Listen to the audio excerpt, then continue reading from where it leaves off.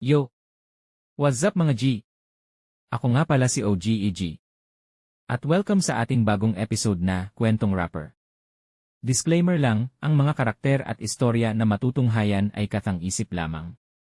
Anumang pagkakapareho ay di sinasadya. Eksaktong patapos na ng kanyang welcome address speech ang batch president na si Eric, ay siya namang pagdating ng dating student ng paaralan na si Nilo. Hinanap niya ang mesa ng mga malalapit na kaklase nung siya ay nag-aaral pa. Masaya silang nagkamustahan at nagkwentuhan ng kanilang high school life dati. Nasa loob sila ng isang exclusive resto bar kung saan nagaganap ang kanilang unang high school batch grand reunion. Sa isang di inaasahang pagkakataon ay biglang umakyat ng stage si Phil na medyo nakainom na at kinuha ang microphone habang nagsasalita. Ang sabi niya, maganda na sana ang gabi, kaso dumating pa ang isang loser ng ating batch. Sabay halakhakan ng kanyang mga kasama na nasa mesa.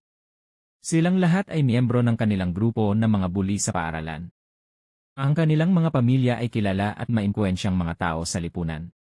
Si Nilo ang siyang laging tampuhan ng tukso at pang-aapi nila Phil at iba pang bully ng kanilang batch sa kadahilanang hindi raw ito nababagay na mag-aral sa isang klaseng paaralan na para lamang sa mga rich kids.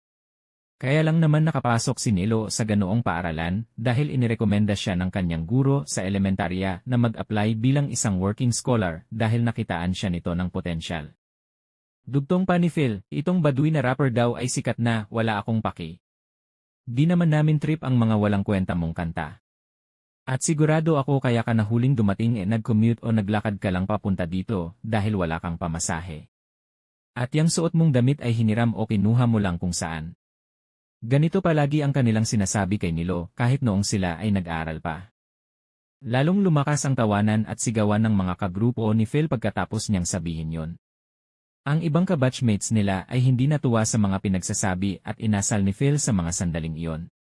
Hindi na nakatiis si Eric at umakyat ito ng stage at pinabalik si Phil sa kanyang upuan.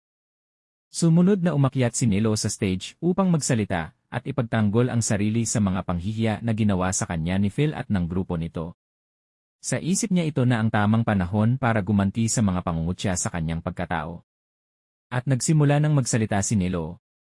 Proud ako sa sarili ko nang makamit ko ang ambisyon kong maging isang rapper at maibahagi sa ibang tao sa pamamagitan ng aking mga kanta ang positibong mensahe gamit ang talentong ipinagkaloob sa akin. Masaya at kontento ako sa aking mga ginagawa habang kumikita bilang ito ay ang aking propesyon. Phil, nahuli ako ng dating dahil galing ako sa isang business meeting kasama ang iyong ama. Tawagan mo siya kung ayaw mong maniwala. Ang ama ni Phil ay ang may-ari ng isang record company kung saan si Phil ay nagtatrabaho bilang manager ng sales department. Agad na kinontak ni Phil ang ama nang naka-loudspeaker ang phone at dinig ng lahat ang kanilang pag-uusap. Biglang nahimasmasan ito nang malaman mismo sa kanyang ama na si Nilo na pala ang bagong CEO ng kumpanya nila. Tama ang iyong narinig.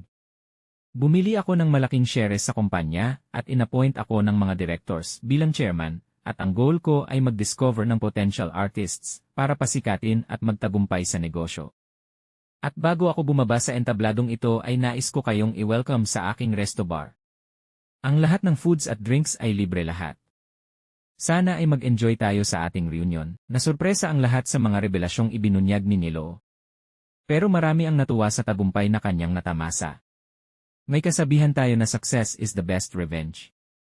Ngunit dapat ding isipin na ang tagumpay ay bunga ng pagsisikap at resulta ng pananalig ng mga taong naniniwala sa atin.